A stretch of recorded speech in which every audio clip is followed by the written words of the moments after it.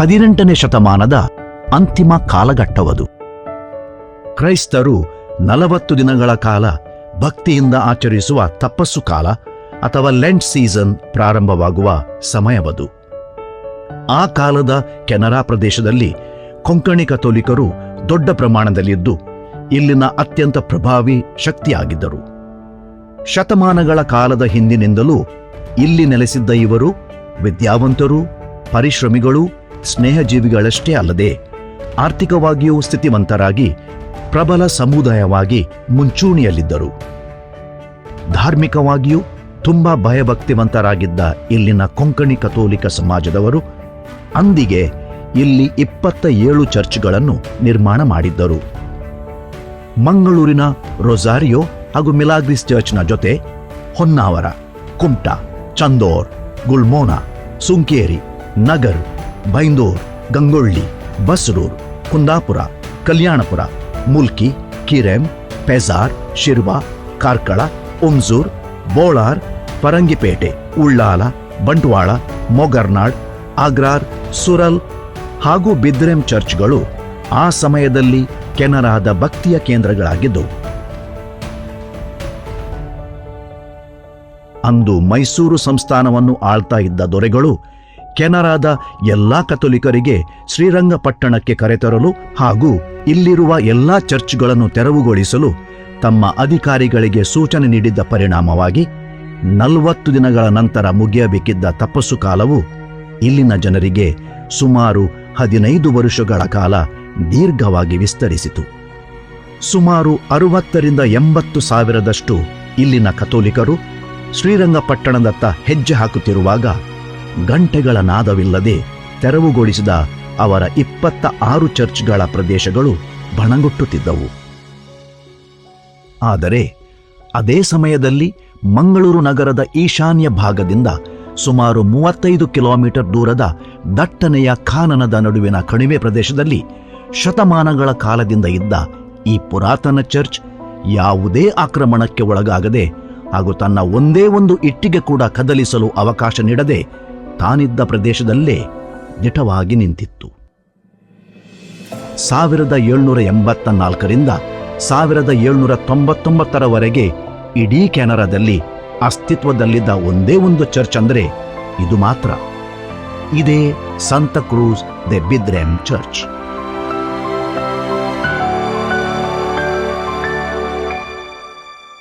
ದೂರದ ಪೋರ್ಚುಗಲ್ ದೇಶದ ಚಕ್ರವರ್ತಿಯ ಅಧೀನದಲ್ಲಿದ್ದ ಹಾಗೂ ಅವರು ನೇಮಿಸಿದ್ದ ಗೋವಾದ ಬಿಷಪರ ಪ್ರತಿನಿಧಿಗಳು ವಾಸ ಮಾಡುತ್ತಿದ್ದ ಆ ಕಾಲದ ಪ್ರಮುಖ ಚರ್ಚ್ ಇದು. ಸಾಂತಾ ಕ್ರೂಸ್ ಅಥವಾ ಹೋಲಿ ಕ್ರಾಸ್ ಎಂದು ಕರೆಯಲ್ಪಡುವ ಈ ಚರ್ಚ್ ಸುಮಾರು 4 ಶತಮಾನಗಳಿಗಿಂತ ಅಧಿಕ ಇತಿಹಾಸ ಮಾತ್ರವಲ್ಲ, ಶ್ರೀಮಂತ ಪರಂಪರೆಯನ್ನು ಹೊಂದಿದೆ. ಹೊಸಬೆಟ್ಟು ಚರ್ಚಿಗೆ ನಿಜವಾದ ಹೆಸರು ಬಿದ್ರ್ಯಾನ್ ಚರ್ಚ್. ಯಾಕಂದ್ರೆ ಇಡೀ ಮೂಡುಬಿದ್ರೆ ಸುತ್ತಮುತ್ತಲ ಊರುಗಳಲ್ಲಿ ಯಾವುದೇ ಚರ್ಚ್ ಇರಲಿಲ್ಲ, ಇದೊಂದೇ ಚರ್ಚ್ ಇತ್ತು. ಅದಕ್ಕಾಗಿ ಈ ಚರ್ಚ್ ಅನ್ನು ಬಿದ್ರ್ಯಾ ಚರ್ಚ್ ಅಂತ ಕರೆದರು. ಕಾಲಕ್ರಮೇಣ ಅಲ್ಲಿ ಇರುವಂತಹ ದಾಖಲೆಗಳಲ್ಲಿ ಹೊಸ್ಬೆಟ್ ಎಂಬ ಶಬ್ದವನ್ನು ಹೊಸ್ಪೆಟ್ ಅಂತ ಸಹ ಬರೆದಿದ್ದಾರೆ. ಇದು ಬಹುಶಃ ತರ್ಜುಮೆ ಮಾಡುವಾಗ ಆದಂಥ ತಪ್ಪಿರಬಹುದು.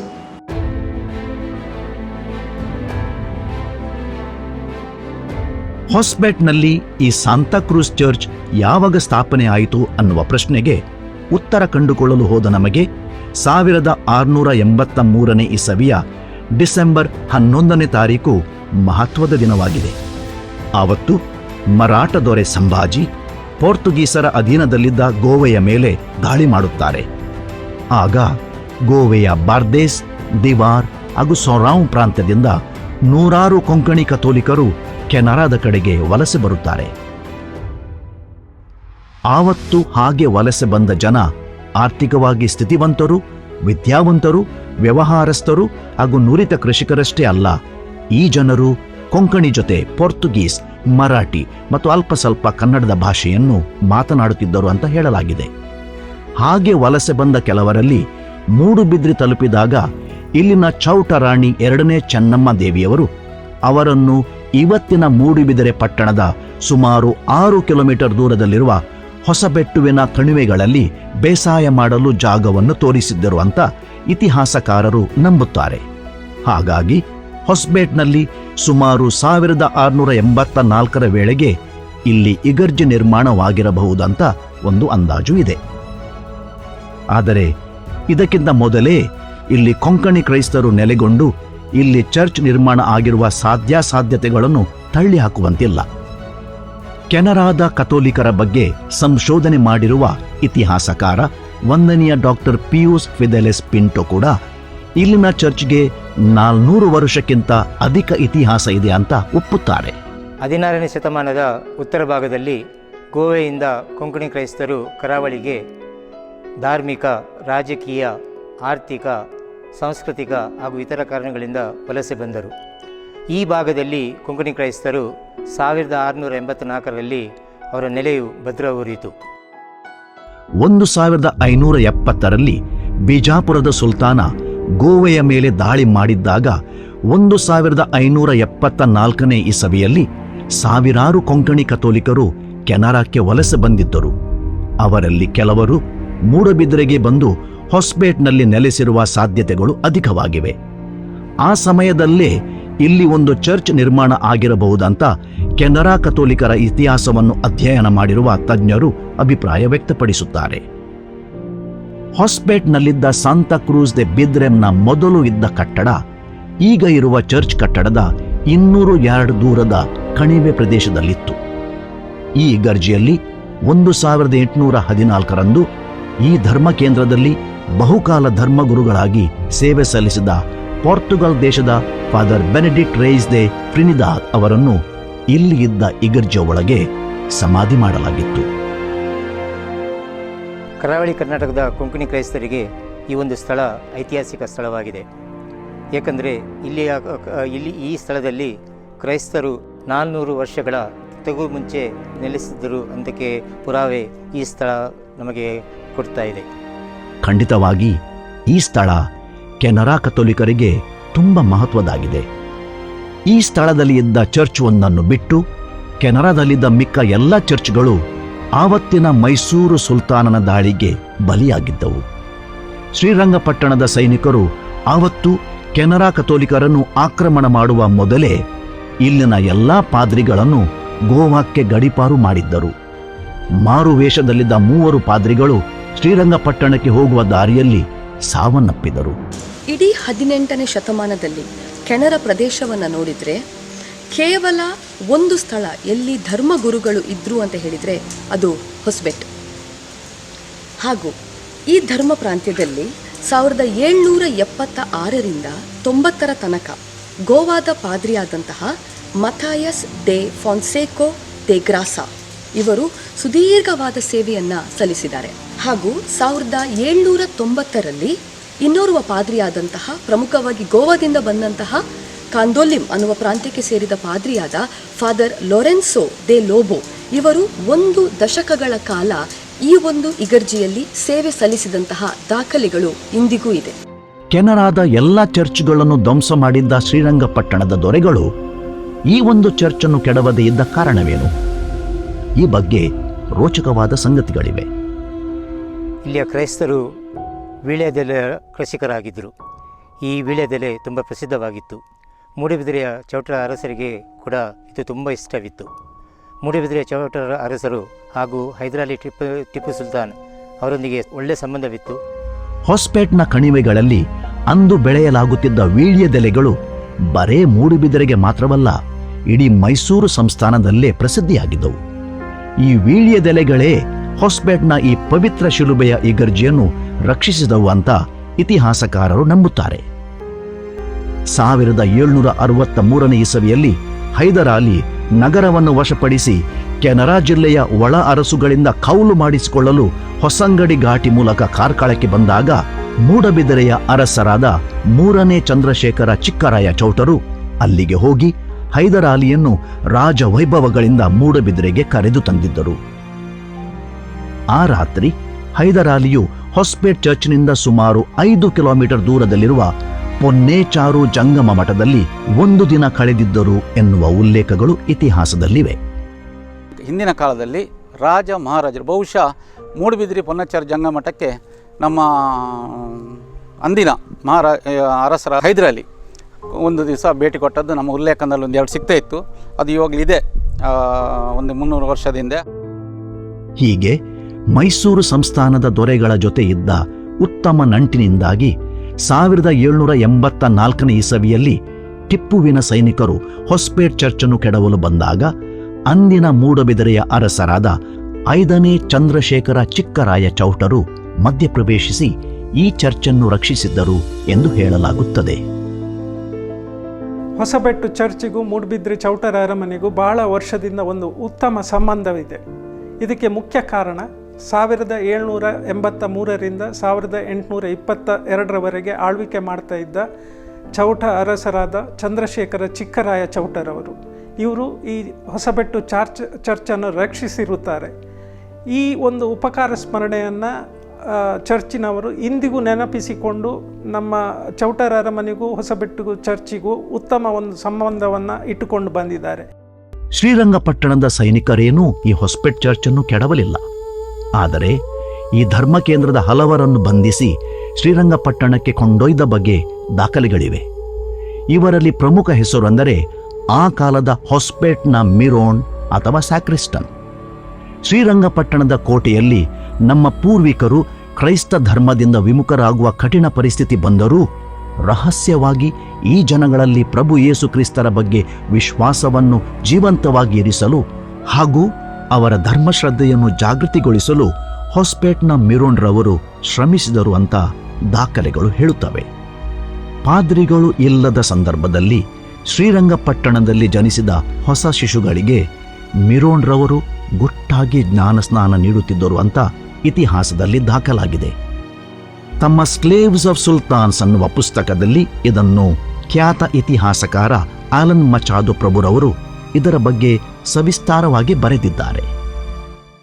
ಖ್ಯಾತ ಇತಿಹಾಸ ತಜ್ಞರಾದ ಆಲನ್ ಮಚಾದೊ ಪ್ರಭು ಇವರು ಕೊಡಗಿನ ವೀರಾಜ್ಪೇಟೆಯಲ್ಲಿರುವಂತಹ ಸಂತ ಅನ್ನ ಈ ದೇವಾಲಯದಲ್ಲಿ ಅಂದಿನ ಜ್ಞಾನಸ್ಥಾನದ ರಿಜಿಸ್ಟರ್, ಬ್ಯಾಪ್ಟಿಸಮ್ ರೆಕಾರ್ಡ್ಸ್ ಅಂತ ಏನು ನಾವು ಹೇಳ್ತೇವೆ, ಅದರಲ್ಲಿ ಈ ಹೊಸಬೆಟ್ಟುಗೆ ಸೇರಿದಂತಹ 5 ಎಂಟ್ರಿಗಳನ್ನು ಅವರು ಗುರುತಿಸ್ತಾರೆ.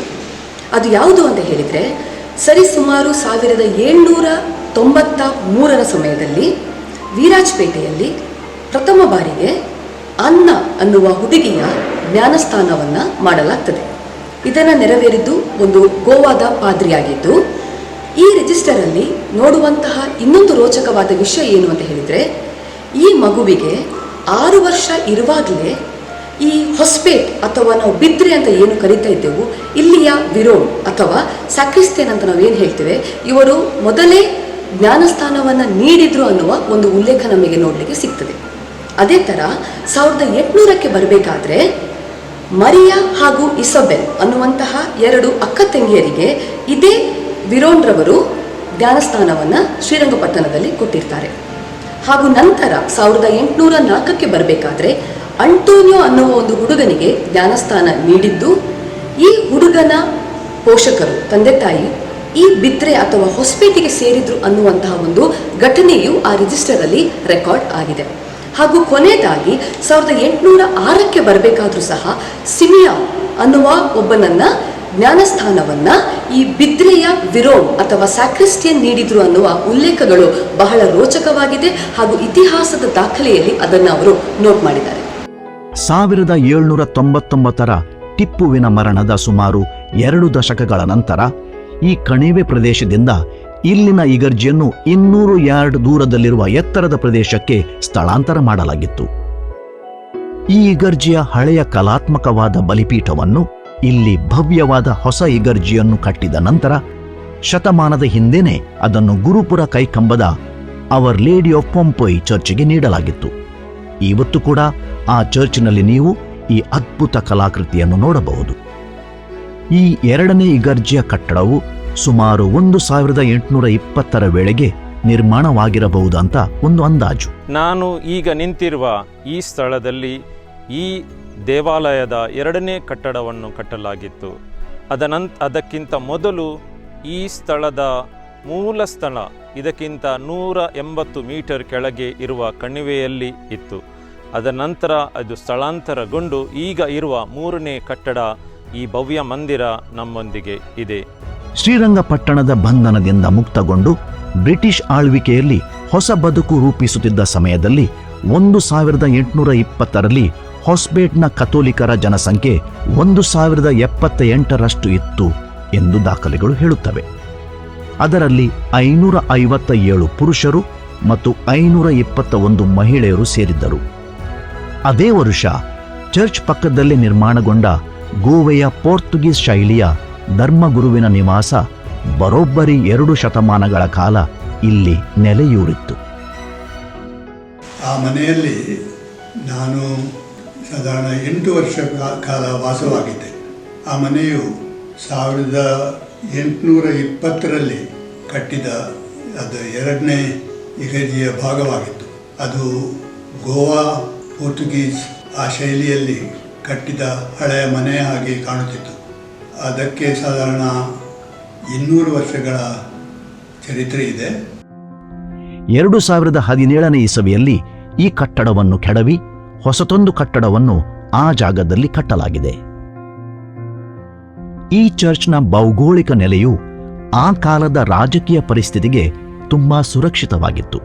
ಮಾತ್ರವಲ್ಲ, ಸ್ಥಳೀಯ ಅರಸರ ಕೃಪಾಕಟಾಕ್ಷ ಕೂಡ ಈ ಧರ್ಮ ಕೇಂದ್ರದ ಮೇಲಿತ್ತು. ಈ ಧರ್ಮ ಕೇಂದ್ರದ ವ್ಯಾಪ್ತಿ ಉತ್ತರದಲ್ಲಿ ಕಾರ್ಕಳದ ಚಿಲಿಂಬಿ, ದಕ್ಷಿಣದಲ್ಲಿ ಗುರುಪುರದ ಹೊಳೆ, ಪೂರ್ವದಲ್ಲಿನ ಪಶ್ಚಿಮ ಘಟ್ಟಗಳು ಹಾಗೂ ಪಶ್ಚಿಮದಲ್ಲಿ ಕಿರೆಮ್ ಹಾಗೂ ಪೇಜಾರ್ ಧರ್ಮ ಕೇಂದ್ರಗಳ ಗಡಿಗಳ ತನಕ ವ್ಯಾಪಿಸಿತ್ತು. ಕೆನರಾದಲ್ಲೇ ಅತ್ಯಂತ ಸುರಕ್ಷಿತ ಚರ್ಚ್ ಎಂಬ ಕೀರ್ತಿಗೆ ಒಳಪಟ್ಟ ಈ ಚರ್ಚ್ ಶತಮಾನಗಳ ಕಾಲ ಗೋವಾದ ಪಾದ್ರುವಾದೋ ವಿಕರ್ ಜನರಲ್ ಕೆನರಾದಲ್ಲಿ ತಂಗುವ ಕೇಂದ್ರವಾಗಿತ್ತು.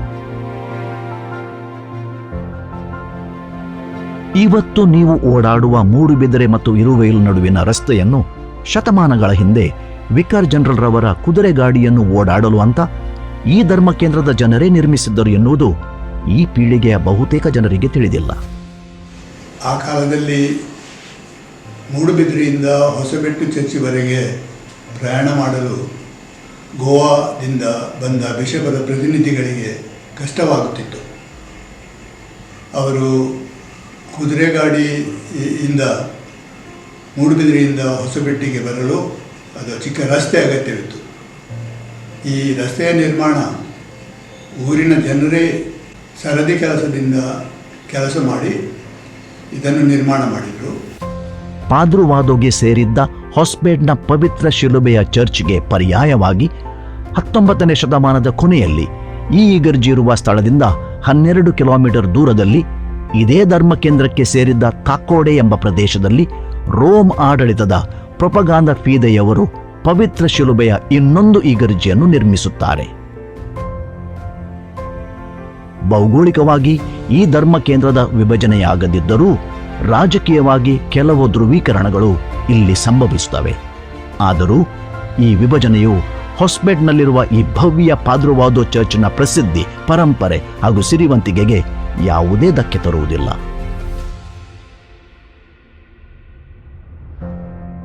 ಕ್ರೈಸ್ತ ಚರ್ಚ್ಗಳು ಇರುವ ಕೇಂದ್ರಗಳಲ್ಲಿ ವಿದ್ಯಾದಾನ ನಡೆಯುವುದು ಸಾಮಾನ್ಯ. 16ನೇ ಶತಮಾನಗಳ ಹಿಂದೆ ಗೋವಾದಿಂದ ಇಲ್ಲಿ ವಲಸೆ ಬಂದ ಜನರು ತುಂಬ ವಿದ್ಯಾವಂತರಾಗಿದ್ದರು. ಹಾಗಾಗಿ ಶತಮಾನಗಳ ಹಿಂದೆನೇ ಇಲ್ಲಿ ಸಂತ ಸೆಬಾಸ್ಟಿಯನ್ ಹೆಸರಲ್ಲಿ ಶಾಲೆಯೊಂದನ್ನು ಸ್ಥಾಪಿಸಿರಬಹುದು ಎಂದು ಹೇಳಲಾಗುತ್ತದೆ. 1895ರಲ್ಲಿ ಫಾದರ್ ಜೆಸ್ ರೇಂಜಲ್ ಕಾಲದಲ್ಲಿ ಇಲ್ಲಿನ ಸಂತ ಸೆಬಾಸ್ಟಿಯನ್ ಶಾಲೆಗೆ ಸರಕಾರದಿಂದ ಕಾಯಂ ಅನುಮತಿ ಸಿಕ್ಕಿತು. ಶತಮಾನಗಳ ಕಾಲ ಈ ಶಾಲೆಯು ಇಲ್ಲಿನ ಸ್ಥಳೀಯರಿಗೆ ಅಕ್ಷರ ಜ್ಞಾನ ಹಾಗೂ ವಿದ್ಯೆಯನ್ನು ನೀಡಿತ್ತು. 1887 ಫೆಬ್ರವರಿ 16ರಂದು ಈ ಹೊಸಪೇಟ್ ಧರ್ಮ ಕೇಂದ್ರವು ಪೋರ್ಚುಗಲ್ ಹಾಗೂ ಗೋವಾದ ಪಾದ್ರುವಾದೋ ಆಡಳಿತದಿಂದ ಮುಕ್ತಗೊಂಡು ಮಂಗಳೂರು ಧರ್ಮ ಪ್ರಾಂತ್ಯದ ಅಧೀನಕ್ಕೆ ಸೇರುತ್ತದೆ. ಫಾದರ್ ಜೇಕಬ್ ಸಿಕ್ವೇರಾ 1901 ಇಸವಿಯಲ್ಲಿ ಮಂಗಳೂರು ಧರ್ಮ ಪ್ರಾಂತ್ಯದ ಮೊದಲ ಧರ್ಮ ಗುರುಗಳಾಗಿ ಇಲ್ಲಿ ನೇಮಕಗೊಳ್ಳುತ್ತಾರೆ. ತದನಂತರ ಈ ವಿಶಾಲವಾದ ಧರ್ಮ ಕೇಂದ್ರದ ವಿಭಜನೆಗಳು ಆರಂಭವಾಗುತ್ತವೆ. 1912 ಇಸವಿಯಲ್ಲಿ ಸ್ಥಾಪಿತವಾದ ಫೆರಾರ್ನ ಸೆಂಟ್ ಫ್ರಾನ್ಸಿಸ್ ಝೇವಿಯರ್ ಚರ್ಚ್, 1013 ಇಸವಿಯಲ್ಲಿ ಪಾಲಾಡ್ಕದ ಸೆಂಟ್ ಇಗ್ನೇಷಿಯಸ್ ಲೋಯಲಾ ಚರ್ಚ್ಗಳಿಗಾಗಿ ಹೊಸ್ಪೇಟ್ನ ಚರ್ಚ್ನ ಪ್ರದೇಶಗಳನ್ನು ಸೇರಿಸಲಾಗುತ್ತದೆ. ಪೋರ್ಚುಗಲ್ ಚಕ್ರವರ್ತಿಯ ಅಧೀನದಲ್ಲಿದ್ದ ಹೊಸ್ಪೇಟ್ನ ಪುರಾತನ ಪಾದ್ರುವಾದೋ ಚರ್ಚ್ಗೆ ಸಮಾಂತರವಾಗಿ ಕಟ್ಟಿದ ರೋಮ್ನ ಪ್ರೊಪಗಾಂದ ಫೀದೆಗೆ ಸೇರಿದ್ದ ತಾಕೋಡೆಯ ಹೊಸ ಚರ್ಚಿನ ಗಡಿಗಳನ್ನು 1914 ಇಸವಿಯಲ್ಲಿ ನಿಗದಿಪಡಿಸಿ ಅದನ್ನು ಹೊಸ್ಪೇಟ್ ಚರ್ಚಿನ ಭೌಗೋಳಿಕ ವಲಯದಿಂದ ಮುಕ್ತಗೊಳಿಸಲಾಗುತ್ತದೆ. 1028 ಇಸವಿಯಲ್ಲಿ ಶಿರ್ತಾಡಿಯ our lady of Mount Carmel church, 1929 ಇಸವಿಯಲ್ಲಿ ಮೂಡಬಿದಿರೆಯ ಅಲಂಗಾರ್ನ our lady of the rosary church, 1958 ಇಸವಿಯಲ್ಲಿ ಕುಪ್ಪೆ ಪದವಿನ immaculate heart of Mary church, 1971 ಇಸವಿಯಲ್ಲಿ ಮೂಡಬಿದ್ರೆ ಪಟ್ಟಣದ ಕಾರ್ಪಸ್ ಕ್ರಿಸ್ತಿ ಚರ್ಚ್. ಇವುಗಳೆಲ್ಲ ರೂಪುಗೊಂಡದ್ದು ಈ ಹೊಸ್ಪೇಟ್ ಚರ್ಚ್ನ ಭಾಗದಿಂದಲೇ. ಇಂದು ಇರುವ ಮೂಡುಬಿದಿರೆ ವಲಯದ ಎಲ್ಲಾ ಹೊಸ ಚರ್ಚ್ಗಳು ಹಾಗೂ ಮೂಡುಬಿದಿರೆ ವಲಯದ ಅಕ್ಕಪಕ್ಕದ 10 ಹೊಸ ಚರ್ಚ್ಗಳು ಒಂದು ಕಾಲದಲ್ಲಿ ಈ ಹೊಸ ಬೆಟ್ಟಿನ ಪವಿತ್ರ ಶಿಲುಬೆಯ ಧರ್ಮ ಕೇಂದ್ರದ ಭಾಗವಾಗಿದ್ದವು ಎಂಬುದು ಇಲ್ಲಿನ ಜನರಿಗೆ ಇದು ಹೆಮ್ಮೆಯ ವಿಷಯ. 21ನೇ ಶತಮಾನದಲ್ಲಿ ಮಂಗಳೂರು ಧರ್ಮ ಪ್ರಾಂತ್ಯದಲ್ಲೇ ಅತ್ಯಂತ ಶ್ರೀಮಂತ ಚರ್ಚ್ಗಳಲ್ಲಿ ಒಂದಾಗಿದ್ದ ಹೊಸ್ಪೇಟ್ ಧರ್ಮ ಕೇಂದ್ರಕ್ಕೆ ಭವ್ಯ ಹಾಗೂ ಸುಂದರ ಹೊಸ ಕಟ್ಟಡ ಕಟ್ಟಲು 1904ರಲ್ಲಿ ಇಲ್ಲಿನ ಧರ್ಮಗುರುಗಳಾಗಿದ್ದ ಖಜೆಟನ್ ಪಿರರವರು ನಿರ್ಧಾರ ಮಾಡುತ್ತಾರೆ. ಖ್ಯಾತ ವಿನ್ಯಾಸಕಾರ ಫಾದರ್ ದಿಯಾಮಂತಿ ಎಸ್.ಜೆ. ಅವರು ಈ ಹೊಸ ಕಟ್ಟಡದ ನೀಲನಕ್ಷೆಯನ್ನು ತಯಾರಿಸುತ್ತಾರೆ. ಅದ್ಭುತವಾದ ಗಾಥಿಕ್ ಶೈಲಿಯ ವಿನ್ಯಾಸದ ಜೊತೆ ಬೃಹತಾದ ಗೋಪುರದೊಡನೆ ಈ ವಿಶಾಲವಾದ ಕಟ್ಟಡವನ್ನು ಕಟ್ಟಲು ನಿರ್ಣಯಿಸಲಾಗುತ್ತದೆ. 1905 ಇಸವಿಯ ಅಕ್ಟೋಬರ್ 1ರಂದು ಇದರ ಶಿಲಾನ್ಯಾಸ ನಡೆಯುತ್ತದೆ. ಭಾರೀ ಆಳದ ಅಡಿಪಾಯದೊಂದಿಗೆ ಫಾದರ್ ದಿಯಾಮಂತಿ ಹಾಗೂ ಫಾದರ್ ಜಿಯೋವಾನ್ನಿ ಇವರ ಮಾರ್ಗದರ್ಶನದಲ್ಲಿ ಹೊಸ ಕಟ್ಟಡದ ಕಾಮಗಾರಿಯು ಭರದಿಂದ ನಡೆಯುತ್ತದೆ. ಇಲ್ಲಿನ ಜನರೇ ಸೇರಿಕೊಂಡು ಸಮೀಪದ ಪ್ರದೇಶದಿಂದ ಕಲ್ಲುಗಳನ್ನು ಹಾಗೂ ಮರಳನ್ನು ಹೊತ್ತು ತಂದು ಈ ಇಗರ್ಜಿ ನಿರ್ಮಾಣ ಮಾಡಲು ಸಹಕರಿಸುತ್ತಾರೆ. ಈ ಚರ್ಚ್ಗೆ ಬೇಕಾದ ಚಪ್ಪಡಿ ಕಲ್ಲುಗಳನ್ನು ದೂರದ ಕಾರ್ಕಳದಿಂದ ಬಿರು ಬಿಸಿಲಿನಲ್ಲಿ ಎತ್ತಿನ ಗಾಡಿಗಳ ಮುಖಾಂತರ ತರಲಾಗುತ್ತದೆ. ಮರಳು, ಬೆಲ್ಲ ಹಾಗೂ ಸುಣ್ಣವನ್ನು ಬಳಸಿ ಈ ಚರ್ಚ್ನ ಗಾರೆ ಕೆಲಸವನ್ನು ಮಾಡಲಾಗುತ್ತದೆ. ಈ ನಡುವೆ ಧರ್ಮಗುರುಗಳಾದ ಖಜೆಟನ್ ಪಿರೆರರವರು ಅಸ್ವಸ್ಥಗೊಂಡು ದೈವಾಧೀನರಾದ ಪರಿಣಾಮ ಈ ಭವ್ಯ ಕಟ್ಟಡದ ನಿರ್ಮಾಣಕ್ಕೆ ಭಾರೀ ಹಿನ್ನಡೆಯಾಗುತ್ತದೆ. ಆದರೂ ಮುಂದೆ ಇಲ್ಲಿ ಧರ್ಮಗುರುಗಳಾಗಿ ಬಂದ ಫಾದರ್ ರೊಸೇರಿಯೋ ಪಿ ಬಿಲುವಿಸ್ ರವರು ಚರ್ಚ್ನ ಮೂಲ ನೀಲನಕ್ಷೆ ಹಾಗೂ ವಾಸ್ತುಶೈಲಿಯನ್ನು ಕೊಂಚ ಮಾರ್ಪಾಡು ಮಾಡಿ ಈ ಹೊಸ ಕಟ್ಟಡದ ನಿರ್ಮಾಣವನ್ನು ಪೂರ್ಣಗೊಳಿಸುತ್ತಾರೆ. ಬೃಹತ್ ಗೋಪುರ ನಿರ್ಮಾಣದ ಯೋಜನೆಯನ್ನು ಕೈಬಿಟ್ಟು ಅದಕ್ಕಾಗಿ ಮೀಸಲಿಟ್ಟ ಪ್ರದೇಶವನ್ನು ಹಲಗೆಗಳಿಂದ ಮುಚ್ಚಿದ್ದನ್ನು ನೀವು ಈಗಲೂ ನೋಡಬಹುದು. ಈ ಇಗರ್ಜಿಯನ್ನು ಅಂದಿನ ಮಂಗಳೂರು ಧರ್ಮ ಪ್ರಾಂತ್ಯದ ಧರ್ಮಾಧ್ಯಕ್ಷರಾಗಿದ್ದ ರೆವರೆಂಡ್ ಡಾಕ್ಟರ್ ಎ ಕವಾದಿನಿ ಎಸ್.ಜೆಯವರು ಫೆಬ್ರವರಿ 7, 1909 ಇಸವಿಯಲ್ಲಿ ಆಶೀರ್ವಚನ ಮಾಡುತ್ತಾರೆ.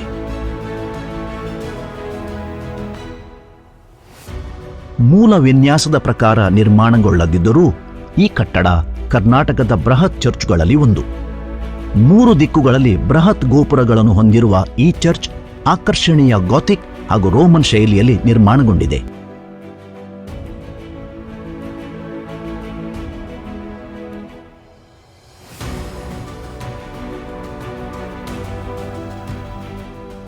ವೈಮಾನಿಕ ದೃಶ್ಯದಲ್ಲಿ ಈ ಇಗರ್ಜೆಯು ದಟ್ಟನೆಯ ಕಾನನಗಳ ನಡುವೆ ಶಿಲುಬೆಯ ರೂಪದಲ್ಲಿ ಗೋಚರಿಸಿ ನೋಡುಗರನ್ನು ಪುಳಕಿತಗೊಳಿಸುವುದು ಮಾತ್ರವಲ್ಲ, ಭಕ್ತಿ ಭಾವನೆಗಳನ್ನು ಕೂಡ ರೂಪಿಸುತ್ತದೆ.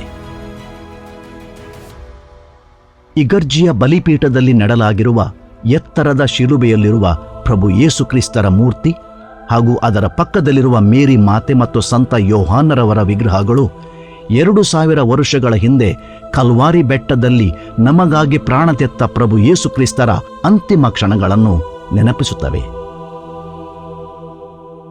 ಈ ಬಲಿಪೀಠದ ಸುತ್ತಲೂ ಹಾಗೂ ಮೇಲ್ಭಾಗದಲ್ಲಿ ಮರದಿಂದ ಕೆತ್ತಲ್ಪಟ್ಟ ವಿಶಿಷ್ಟ ವಿನ್ಯಾಸದ ಕಲಾಕೃತಿಗಳು ನೋಡುಗರ ಮನಸ್ಸನ್ನು ಸೂರೆಗೊಳ್ಳುತ್ತವೆ. ಪ್ರಧಾನ ಬಲಿಪೀಠದ ಇಕ್ಕೆಲಗಳಲ್ಲಿ ಭವ್ಯವಾದ ಪೀಠಗಳಿದ್ದು, ಎಡಬದಿಯಲ್ಲಿರುವ ಪೀಠದಲ್ಲಿ ದೊಡ್ಡದಾದ ಯೇಸುವಿನ ಪ್ರತಿಮೆಯನ್ನು ಸ್ಥಾಪಿಸಲಾಗಿದೆ. ತಪಸ್ಸು ಕಾಲದ ಪವಿತ್ರ ವಾರದಲ್ಲಿ ಈ ಪೀಠವನ್ನು ವಿಶ್ರಾಂತಿಯ ಪೀಠವನ್ನಾಗಿ ಉಪಯೋಗಿಸಲಾಗುತ್ತದೆ. ಬಲಬದಿಯಲ್ಲಿರುವ ಪೀಠದಲ್ಲಿ ಸಂತ ಸೆಬಾಸ್ಟಿಯನರ ವಿಗ್ರಹವನ್ನು ಸ್ಥಾಪಿಸಲಾಗಿದೆ. ಹೊಸ್ಪೇಡ್ನ ಈ ಚರ್ಚ್ನಲ್ಲಿ ಸಂತ ಸೆಬಾಸ್ಟಿಯನ್ರವರಿಗೆ ವಿಶಿಷ್ಟವಾದ ಸ್ಥಾನವಿದೆ. ಶತಮಾನಗಳ ಹಿಂದೆ ಹಬ್ಬಿದ ಮಾರಕ ಸಾಂಕ್ರಾಮಿಕ ರೋಗದಿಂದ ತಮ್ಮನ್ನು ರಕ್ಷಿಸಲು ಇಲ್ಲಿನ ಜನರು ಸಂತ ಸೆಬಾಸ್ಟಿಯನರಿಗೆ ಹರಕೆ ಹೊತ್ತಿದ್ದರು ಅನ್ನುವ ಪ್ರತೀತಿ ಇದೆ. ಇದರ ಸ್ಮರಣಾರ್ಥವಾಗಿ ಇಲ್ಲಿ ವರ್ಷಂಪ್ರತಿ ನವೆಂಬರ್ ತಿಂಗಳ ಪ್ರಥಮ ಮಂಗಳವಾರ ಭಯಭಕ್ತಿಗಳಿಂದ ಸಂತ ಸೆಬಾಸ್ಟಿಯನರ ಹಬ್ಬವನ್ನು ಸಂಭ್ರಮದಿಂದ ಆಚರಿಸಲಾಗುತ್ತದೆ. ಈ ಚರ್ಚ್ನ ದೊಡ್ಡ ವೈಶಿಷ್ಟ್ಯ ಅಂದರೆ ಕಥೋಲಿಕರಿಗೆ ಸಂಬಂಧಪಟ್ಟ 20 ಸ್ಮರಣಿಕೆಗಳು. ಶತಮಾನಗಳ ಹಿಂದೆನೇ ಈ ಪ್ರಾಚೀನ ಹಾಗೂ ಐತಿಹಾಸಿಕ ಸ್ಮರಣಿಕೆಗಳನ್ನು ಇಲ್ಲಿ ಸಂರಕ್ಷಿಸಿ ಇಟ್ಟಿದ್ದರು. ಇದರಲ್ಲಿ ಪ್ರಮುಖವಾಗಿ ಪ್ರಭು ಯೇಸುವನ್ನು ಏರಿಸಿದ ಶಿಲುಬೆಯ ತುಂಡು, ಯೇಸುವಿನ ತಾಯಿ ಮಾತೆ ಮರಿಯಮ್ಮನವರಿಗೆ ಸಂಬಂಧಿಸಿದ ಸ್ಮರಣಿಕೆ, ಕಲ್ವಾರಿ ಬೆಟ್ಟ ಹಾಗೂ ಗೆತ್ಸೆಮನೆಯ ಪ್ರಾಚೀನ ಸ್ಮರಣಾ ವಸ್ತುಗಳು ಇಲ್ಲಿ ಇವೆ. ಇದರ ಜೊತೆ ಸಂತ ಬೊನಿಫಸ್, ಸಂತ ಫ್ರಾನ್ಸಿಸ್ ಝೇವಿಯರ್, ಸಂತ ವಿಕ್ಟರ್, ಸಂತ ಬೆನೆಡಿಕ್ಟ್, ಸಂತ ಅಲೋಷಿಯಸ್ ಗೊನ್ಜಾಗ, ಸಂತ ಇಗ್ನೇಷಿಯಸ್ ಲೊಯೋಲಾ, ಸಂತ ಜಾನ್ ಬ್ಯಾಪ್ಟಿಸ್ಟ್, ಸಂತ ಜಸ್ಟಿನ್, ಸಂತ ಗ್ರೇಷಿಯನ್, ಸಂತ ಫ್ರಾನ್ಸಿಸ್ ಅಸ್ಸಿಸಿ, ಸಂತ ಲಾರೆನ್ಸ್, ಸಂತ ಅಗಸ್ಟಿನ್, ಸಂತ ಫ್ಯಾಬಿಯನ್, ಸಂತ ಫೆಲಿಸಿತಾ, ಸಂತ ಅರ್ಸುಲಾ ಹಾಗೂ ಆವಿಲದ ಸಂತ ತೆರೇಸಮ್ಮನವರ ಸ್ಮರಣಿಕೆಗಳು ಈ ಧರ್ಮ ಕೇಂದ್ರವನ್ನು ಆಧ್ಯಾತ್ಮಿಕ ಕೇಂದ್ರ ಹಾಗೂ ಪುಣ್ಯಕ್ಷೇತ್ರವನ್ನಾಗಿ ಮಾಡಿವೆ. ಸರಿಸುಮಾರು 4 ಶತಮಾನಗಳ ಇತಿಹಾಸ, ಅದರೊಂದಿಗೆ ಇಲ್ಲಿ ಇರುವ 20 ಸ್ಮರಣಿಕೆಗಳು, ಇದಕ್ಕೆ ನಾವು ಇಂಗ್ಲಿಷಲ್ಲಿ ರೆಲಿಕ್ಸ್ ಅಂತ ಹೇಳುತ್ತೇವೆ. ಇಲ್ಲಿ ಮಧ್ಯಭಾಗದಲ್ಲಿ ನಾವು ನೋಡುತ್ತೇವೆ ಪ್ರಭು ಯೇಸು ಕ್ರಿಸ್ತರು ಹೊತ್ತು ಪ್ರಾಣ ತೆತ್ತ ಶಿಲುಬೆಯ ತುಂಡು ಇದರಲ್ಲಿದೆ. ಇದರೊಂದಿಗೆ 19 ರೆಲಿಕ್ಸ್ಗಳು, ಸಂತರ ಮತ್ತು ಇತರ ವಸ್ತುಗಳು. ಪ್ರಾಯಶಃ ಕರ್ನಾಟಕ ರಾಜ್ಯದಲ್ಲಿ ಇಷ್ಟೊಂದು ಸ್ಮರಣಿಕೆಗಳು ಇರುವ ಚರ್ಚ್ ಬೇರೊಂದು ಇಲ್ಲ ಎಂದು ನನಗನಿಸುತ್ತದೆ. ಈ ಇಗರ್ಜಿಯ ಸೌಂದರ್ಯ ಇಷ್ಟಕ್ಕೆ ಮಾತ್ರ ಸೀಮಿತವಾಗಿಲ್ಲ. ಪ್ರಧಾನ ಬಲಿಪೀಠದ ಎರಡೂ ಅಂಚಿನಲ್ಲಿ ಪ್ರತಿಷ್ಠಾಪಿಸಿರುವ ವಿವಿಧ ಸಂತರ ಪ್ರತಿಮೆಗಳು ಹಾಗೂ ಕಲಾಕೃತಿಗಳು ಭಕ್ತಿಯ ಅಲೆಯನ್ನೇ ಸೃಷ್ಟಿಸುತ್ತವೆ. ಹಿಂದಿನ ಕಾಲದಲ್ಲಿ ನವಜಾತ ಶಿಶುಗಳಿಗೆ ಜ್ಞಾನ ಸ್ನಾನ ನೀಡಲೆಂದೇ ಇದ್ದ ಈ ಪೀಠವಂತೂ ಮನಮೋಹಕವಾಗಿದೆ. ಹಿಂದಿನ ಕಾಲದಲ್ಲಿ ತಪಸ್ಸು ಕಾಲದ ಸಮಯದಲ್ಲಿ ಈ ಧರ್ಮ ಕೇಂದ್ರದಲ್ಲಿ ಪ್ರಭು ಯೇಸು ಕ್ರಿಸ್ತರ ಪಾಡನ್ನು ಮರುಸೃಷ್ಟಿಸಲೆಂದು ಇದ್ದ ಪ್ರಾಚೀನ ಹಾಗೂ ಅಪರೂಪದ ವಿಗ್ರಹಗಳು ಇಲ್ಲಿನ ಸಾಂಸ್ಕೃತಿಕ ಸಿರಿವಂತಿಕೆಗೆ ಸಾಕ್ಷಿಯಾಗಿವೆ.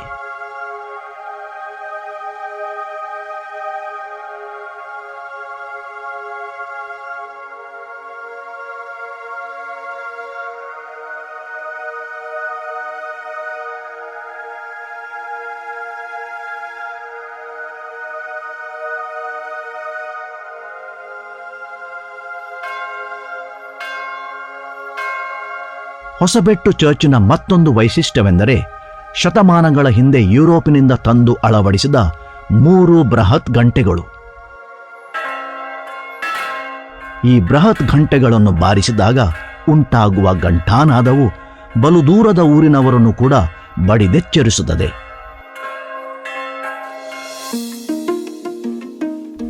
ಈ ಹೊಸ್ಬೆಟ್ ಚರ್ಚ್ ಮುಂಭಾಗದಲ್ಲಿರುವ ಬೆಟ್ಟದಲ್ಲಿ ದೊಡ್ಡದಾದ ಶಿಲುಬೆಯನ್ನು 21ನೇ ಶತಮಾನದ ಮಧ್ಯಭಾಗದಲ್ಲಿ ಸ್ಥಾಪಿಸಲಾಗಿತ್ತು. ಕೊಂಕಣಿಯಲ್ಲಿ ಇದನ್ನು ಕುರ್ಸಾಗೊಡೋ ಅಂತ ಕರೆದು ತಪಸ್ಸು ಕಾಲದಲ್ಲಿ ಕಲ್ವಾರಿ ಬೆಟ್ಟದಲ್ಲಿ ಶಿಲುಬೆಗೇರಿಸಿದ ಪ್ರಭು ಯೇಸು ಕ್ರಿಸ್ತರ ನೆನಪು ಮಾಡಲಾಗುತ್ತದೆ. ಈ ಬೆಟ್ಟವನ್ನು ಒಂದು ಭಾಗದಲ್ಲಿ ಕೊರೆದು ರೂಪಿಸಿದ ಗುಹೆಯಲ್ಲಿ ಪ್ರತಿಷ್ಠಾಪಿಸಿದ ಲೂರ್ದ್ ಮಾತೆಯ ವಿಗ್ರಹ ಇಂದು ಬರೇ ಆಕರ್ಷಣೀಯ ಸ್ಥಳ ಮಾತ್ರವಲ್ಲ, ಭಕ್ತಿಯ ಕೇಂದ್ರವೂ ಕೂಡ ಆಗಿದೆ. ಈ ಧರ್ಮ ಕೇಂದ್ರದ ಮುಕುಟದಲ್ಲಿರುವ ಕಿರೀಟದ ಇನ್ನೊಂದು ಗರಿ ಅಂದರೆ the Benedictine sisters of divine providence ಎಂಬ ಕ್ರೈಸ್ತ ಸನ್ಯಾಸಿನಿಯವರ ಮಠ. ದೂರದ ಬ್ರೆಜಿಲ್ ದೇಶದಿಂದ ಬಂದ ಸಿಸ್ಟರ್ ಮಲ್ವೀನಾ ಎಮಿದಿಯಾ ದೆಬೋನರ್ ಅವರು ತಮ್ಮ ಭಾರತದ ಮೊದಲ ಶಾಖೆಯನ್ನು 1999 ಇಸವಿಯಲ್ಲಿ ಈ ಭವ್ಯ ಪರಂಪರೆ ಇರುವ ಧರ್ಮ ಕೇಂದ್ರದಿಂದ ಆರಂಭಿಸಿದ್ದರು. 2000 ಇಸವಿಯಲ್ಲಿ ಈ ಧರ್ಮ ಕೇಂದ್ರದಲ್ಲಿ ಸಕಲ ಸೌಲಭ್ಯಗಳುಳ್ಳ ಹೊಸ ಧರ್ಮಗುರುಗಳ ನಿವಾಸವನ್ನು ನಿರ್ಮಿಸಲಾಗಿದೆ. ಇದರ ಸ್ವಾಗತ ಕೊಠಡಿಯಲ್ಲಿ ಈ ಧರ್ಮ ಕೇಂದ್ರದಲ್ಲಿ ಸೇವೆ ಸಲ್ಲಿಸಿದ ಧರ್ಮಗುರುಗಳ ಹೆಸರು ಹಾಗೂ ಅವರ ಛಾಯಾಚಿತ್ರಗಳನ್ನು ಪ್ರತಿಷ್ಠಾಪಿಸಲಾಗಿದೆ.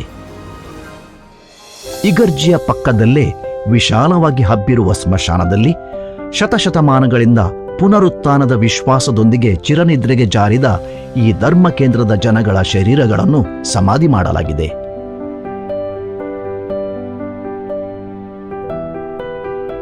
ಮಂಗಳೂರು ನಗರದಿಂದ ಸುಮಾರು 35 ಕಿಲೋಮೀಟರ್ ದೂರದಲ್ಲಿರುವ ಹೊಸಬೆಟ್ಟು ಚರ್ಚಿನ ವ್ಯಾಪ್ತಿಯು ಜೈನ ಕಾಶಿ ಮೂಡುಬಿದ್ರೆಯ ದಕ್ಷಿಣದ 2 ಕಿಲೋಮೀಟರ್ ದೂರದಿಂದ ಆರಂಭವಾಗಿ ಇರುವೈಲು ಗ್ರಾಮದ ತನಕ ವ್ಯಾಪಿಸಿದೆ. ಪಶ್ಚಿಮದಲ್ಲಿ ತೋಡಾರು ಹಳ್ಳಿಯಿಂದ ಪೂರ್ವದಲ್ಲಿ ಪುಚ್ಚಮಗರು ಹಳ್ಳಿ ತನಕ ಇದು ಹಬ್ಬಿದೆ. ಸುಮಾರು 270 ಕಥೋಲಿಕ ಕುಟುಂಬಗಳು ಇಲ್ಲಿ ವಾಸವಾಗಿದ್ದು ಅವರ ಜನಸಂಖ್ಯೆ ಬರೋಬ್ಬರಿ 1150ರಷ್ಟು ಇದೆ. ಈ ಚರ್ಚ್ ಇರುವ ಪ್ರದೇಶದ ಸುತ್ತಮುತ್ತ 3 ಕಿಲೋಮೀಟರ್ ವ್ಯಾಪ್ತಿಯಲ್ಲಿ ಶತಮಾನಗಳಿಂದ ಬರೇ ಕ್ರೈಸ್ತ ಕುಟುಂಬಗಳು ವಾಸವಾಗಿರುವುದು ಇಲ್ಲಿನ ವಿಶೇಷ.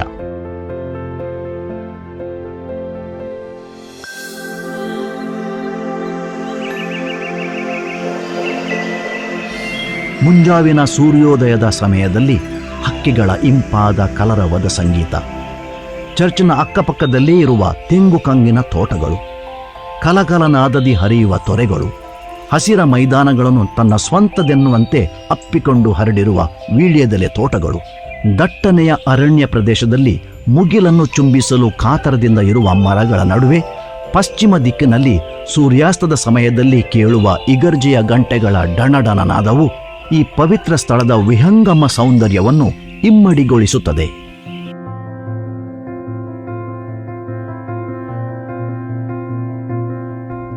ಮೂಡುಬಿದಿರೆಯಿಂದ ಇರುವೈಲು ರಸ್ತೆಯಲ್ಲಿ ಸುಮಾರು 6 ಕಿಲೋಮೀಟರ್ ಕ್ರಮಿಸಿದರೆ ನಿಮಗೆ ರಸ್ತೆಯ ಪಕ್ಕದಲ್ಲಿ ಈ ಇಗರ್ಜಿಯ ಮಹಾದ್ವಾರ ಕಾಣಿಸುತ್ತದೆ. ಈ ದ್ವಾರದ ಪಕ್ಕದಲ್ಲೇ ಗ್ರೊಟ್ಟು ಒಂದು ಇದ್ದು ಇದರಲ್ಲಿ ಮಾತೆ ಮರಿಯಮ್ಮನವರ ವಿಗ್ರಹವನ್ನು ಪ್ರತಿಷ್ಠಾಪಿಸಲಾಗಿದೆ. ಈ ಸ್ಥಳವು ಪವಾಡ ಸೃಷ್ಟಿಸುತ್ತದೆ ಅಂತ ಸ್ಥಳೀಯರ ನಂಬಿಕೆ. ಹಾಗಾಗಿ ಜಾತಿ ಮತ ಭೇದವಿಲ್ಲದೆ ದಾರಿಯಲ್ಲಿ ಹೋಗುವ ಜನರು ಮಾತೆ ಮರಿಯಮ್ಮನವರ ಈ ವಿಗ್ರಹಕ್ಕೆ ಶಿರಬಾಗುತ್ತಾರೆ. ಮಹಾದ್ವಾರದಿಂದ 200 ಮೀಟರ್ ದೂರದಲ್ಲಿ ಈ ಭವ್ಯ ಇಗರ್ಜಿಯ ಕಟ್ಟಡ ನಿಮಗೆ ಕಾಣುತ್ತದೆ. ಪ್ರತಿ ವರುಷ ಫೆಬ್ರವರಿ ತಿಂಗಳ ಮೊದಲ ವಾರದಲ್ಲಿ ಈ ಇಗರ್ಜಿಯ ವಾರ್ಷಿಕ ಮಹೋತ್ಸವ ಇದ್ದು ಅಂದು ಪವಿತ್ರ ಶಿಲುಬೆಗೆ ಇಲ್ಲಿನ ಸಮಸ್ತ ಜನರು ಗೌರವವನ್ನು ಸಲ್ಲಿಸುತ್ತಾರೆ. ದೂರದ ಊರುಗಳಿಂದ 100 ಜನರು ಈ ಸಂಭ್ರಮದಲ್ಲಿ ಭಾಗಿಯಾಗುತ್ತಾರೆ. ಅದೂ ಅಲ್ಲದೆ ವರ್ಷದ ಪ್ರತಿದಿನ ದೂರದ ಪ್ರದೇಶಗಳಿಂದ ಪವಾಡಗಳನ್ನು ನಿರೀಕ್ಷಿಸಿ ಪ್ರಭು ಯೇಸು ಕ್ರಿಸ್ತರು ಹೊತ್ತು ಏರಿದ ಶಿಲುಬೆಯ ತುಂಡು ಹಾಗೂ ಪ್ರಾಚೀನ ಸ್ಮರಣಿಕೆಗಳನ್ನು ನೋಡಲು ಹಾಗೂ ಪ್ರಾರ್ಥನೆ ಸಲ್ಲಿಸಲು ಜನರು ಇಲ್ಲಿ ನಿರಂತರ ಬರುತ್ತಾರೆ. ಅದ್ಭುತ ಪುಣ್ಯಕ್ಷೇತ್ರ ಅನಿಸುವ ಈ ಪ್ರದೇಶಕ್ಕೆ ನೀವು ಒಮ್ಮೆಯಾದರೂ ಬರಲೇಬೇಕು. ಗಾಥಿಕ್ ಶೈಲಿಯ ಇಲ್ಲಿನ ಇಗರ್ಜಿಯ ಭವ್ಯ ಕಟ್ಟಡ, ಇಗರ್ಜಿಯ ಬಲಿಪೀಠದಲ್ಲಿರುವ ಬೃಹತ್ ಶಿಲುಬೆ ಹಾಗೂ ಇಲ್ಲಿರುವ ಪ್ರಾಚೀನ ಸ್ಮರಣಿಕೆಗಳು ನಿಮ್ಮನ್ನು ಭಕ್ತಿಯ ಪರಾಕಾಷ್ಠೆಗೆ ತಲುಪಿಸುವುದು ನಿಚ್ಚಳ. ಖಂಡಿತವಾಗಿ ನೀವು ಇಲ್ಲಿ ಪವಾಡಗಳನ್ನು ಕಾಣುವಿರಿ. ದಕ್ಷಿಣ ಕನ್ನಡ ಜಿಲ್ಲೆಯ ಮೂಡುಬಿದಿರೆಯಿಂದ ಈ ಧರ್ಮಕ್ಷೇತ್ರವು ಕೇವಲ 6 ಕಿಲೋಮೀಟರ್ ಅಂತರದಲ್ಲಿದೆ. ಈ ಧರ್ಮ ವಲಯದಲ್ಲಿ 20 ಮತ್ತು 21ನೇ ಶತಮಾನದಲ್ಲಿ ಆರಂಭವಾದ ಎಲ್ಲ ಧರ್ಮ ಕೇಂದ್ರಗಳಿಗೆ, ಇಗರ್ಜಿಗಳಿಗೆ ಈ ಹೊಸಬೆಟ್ಟು ಇಗರ್ಜಿ ಮಹಾಮಾತೆಯಾಗಿದೆ. ಈ ಧರ್ಮಕ್ಷೇತ್ರದಲ್ಲಿ ಯೇಸು ಕ್ರಿಸ್ತರ ಶಿಲುಬೆಯ ತುಂಡಿನ ಸ್ಮರಣಿಕೆ ಇರುವುದು ಈ ಸ್ಥಳದ ಪುಣ್ಯವಾಗಿದೆ. ಹಾಗೂ 4 ಶತಮಾನಗಳ ಪರಂಪರೆ ಈ ಕ್ಷೇತ್ರವನ್ನು ಒಂದು ಪುಣ್ಯ ಕ್ಷೇತ್ರವನ್ನಾಗಿ ಮಾಡಿದೆ. ಇಲ್ಲಿ ಬಂದು ಪ್ರಾರ್ಥನೆ ಮಾಡಿದ ಪ್ರತಿಯೋರ್ವರಿಗೆ ಯೇಸು ಕ್ರಿಸ್ತರು ಹರಸುತ್ತಾರೆ. ದೇವರ ಆಶೀರ್ವಾದ ಅವರ ಮೇಲೆ ಸದಾ ಇರುತ್ತದೆ. ತಾವೆಲ್ಲರೂ ಈ ಪುಣ್ಯಕ್ಷೇತ್ರಕ್ಕೆ ಬನ್ನಿ, ಪಾವನರಾಗಿ.